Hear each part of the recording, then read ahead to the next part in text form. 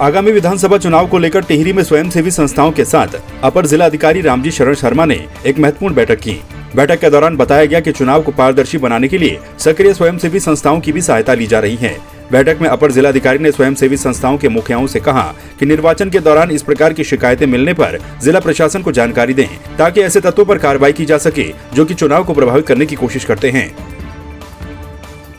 कि इलेक्शन के दौरान जो भी ऐसी प्रैक्टिसेस हैं जिससे कि एक स्वच्छ लोकतंत्र के ऊपर प्रभाव पड़ता है, उन बुराइयों को दूर करने के लिए सभी सामाजिक संस्थाएं एक नेट के अंतर्गत आएँ और ऐसी प्रवृत्तियों को रोकने के लिए हम जितना संभव प्रयास कर सकते हैं, चाहे उनकी वीडियो बनानी है, आयोग को सूचित करना, और हमारी अपनी जो फ्लाइंग स्क्वाड और स्टैटिक्स टीम्स हैं उनके माध्यम से हम इन बुराइयों को रोकने के लिए प्रयास करेंगे। तो इसके लिए आज हमने एक शुरुआत की। पोखरी के विकासखंड कार्यालय सभागार में बद्रीनाथ के विधायक महेंद्र भट्ट व कोऑपरेटिव बैंक के अध्यक्ष गजेंद्र रावत ने काश्तकारों को शून्य ब्याज दर पर ऋण चेक वितरित किए।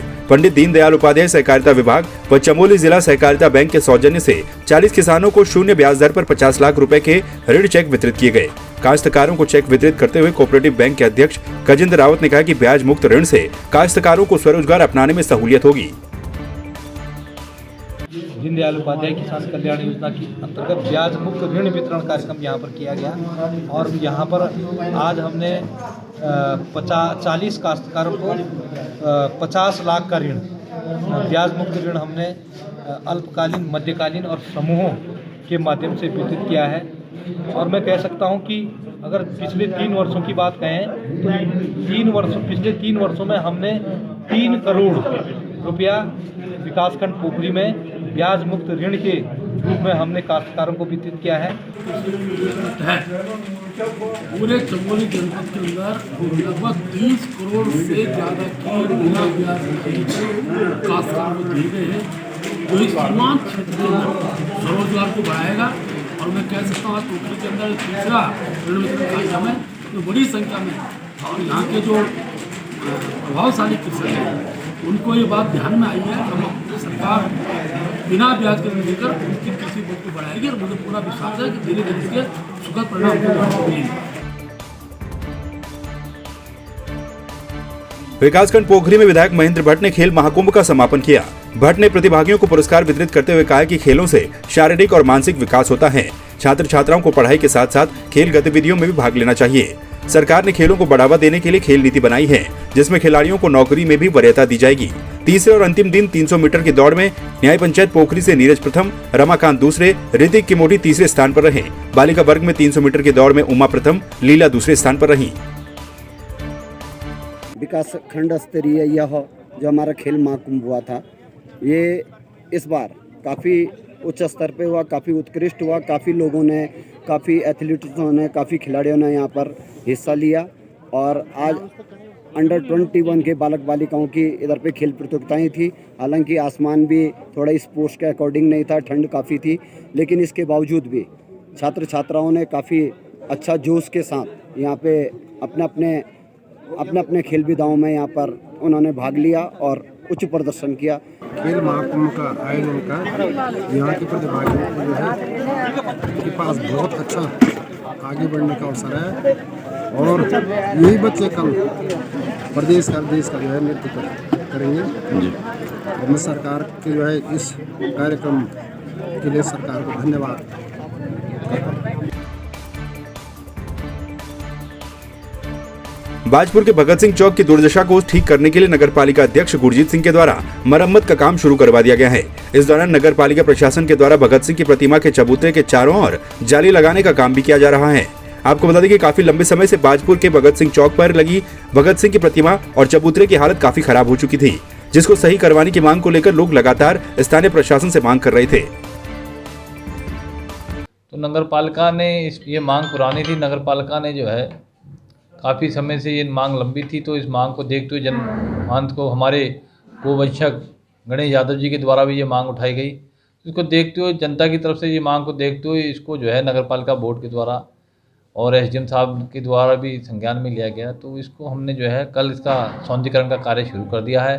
इसका गेट भी बढ़िया बना दिया गया है और जो आगे कोई बड़ा लंबा चबूतरा था उसे थोड़ा छोटा कर दिया गया है ताकि कोई वाहन उससे ना टकरा सके।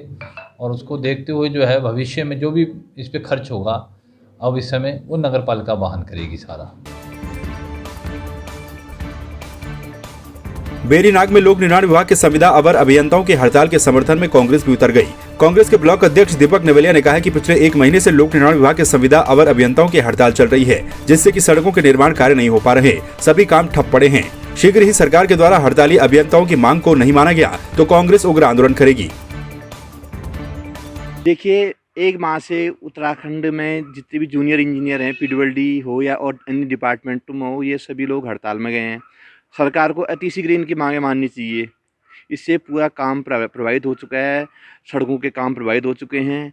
अभी देखिए मानसून वर्षा काल अभी बता रखा है कि बीच में बारिश होगी, तो इससे मशीनें नहीं लग पा रही हैं। और एक तो यहाँ पर बेरीनाग डिवीज़न में स्थायी अधिशासी अभियंता की नियुक्ति भी की जाए और अतिशीघ्र इनकी मांगों पर ध्यान को सरकार को देना चाहिए। सभी इंजीनियर लोग देहरादून में हड़ताल में बैठे हैं और यहाँ पर पूरे काम प्रभावित हो चुके हैं। बेरीनाग के कैलाश मानसरोवर प्रवेश द्वार तबाघाट में शिव संगम दीप महोत्सव का समापन हुआ। महोत्सव में जुमा, शाकुरी, गरुला, रफली आदि के लोगों और समितियों ने रंगारंग सांस्कृतिक कार्यक्रमों की प्रस्तुतियां दी। इस मौके पर स्वामी वीरेंद्रानंद गिरी महामंडलेश्वर जूना अखाड़ा ने अगले वर्ष से इस कार्यक्रम को 10 दिवसीय करने का आश्वासन भी दिया और महोत्सव को शांतिपूर्ण संपन्न करवाने पर सभी का आभार भी जताया। पिथौरागढ़ जिला कांग्रेस कमेटी ने बढ़ती महंगाई के विरोध में देश के प्रधानमंत्री नरेंद्र मोदी का पुतला फूंका। कांग्रेस के जिला अध्यक्ष त्रिलोक सिंह महर के नेतृत्व में सिलथाम चौराहे पर पुतला दहन कार्यक्रम किया गया। इस दौरान कार्यकर्ताओं ने कहा कि प्रधानमंत्री नरेंद्र मोदी कहते थे कि चप्पल में चलने वाले को हवाई सेवा की सैर करवाई जाएगी। इसके विपरीत हवाई जहाज में चलने वाले लोग ही आज बढ़ती महंगाई के कारण चप्पल में चलने को मजबूर हो गए। आज जिस तरीके से पूरे देश में महंगाई का जो चरम सीमा पहुंच गई है, गैस सिलेंडर के दाम 1000 रुपए से ऊपर हो गए हैं, प्याज और आम जरूरत की चीजें आसमान का रेट छू गई हैं और गरीब लोगों का रहना दूभर हो गया है। हम यही कहना चाहेंगे कि जिस तरीके से देश में पूरी अराजकता फैल गई है, गैस के दाम अतिशीघ्र यदि कम नहीं हुए और सब्जियों के दाम जिस तरीके से चरम पे हैं उसको कम नहीं किया गया, तो कांग्रेस पूरे बढ़ चढ़ के पूरे देश में, पूरे प्रदेश में, अपने इस जिले में पूरी ताकत के साथ अपना आंदोलन चलाएगी।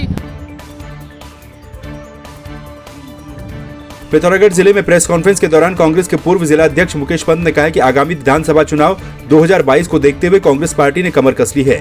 साथ ही उन्होंने कहा कि कांग्रेस के कार्यकर्ता लगातार जनता के बीच जा रहे हैं और जनता की आवाज को उठा रहे हैं। पंत का कहना है कि प्रदेश में 2022 के चुनाव को लेकर कांग्रेस अपना घोषणा पत्र जारी करने जा रही है। साथ ही इस बार कांग्रेस नया प्रतिज्ञा पत्र लेकर जनता के बीच जाकर चुनाव लड़ेगी। जल्द ही चुनाव 2022 के उत्तराखंड के अंदर होने जा रहे हैं।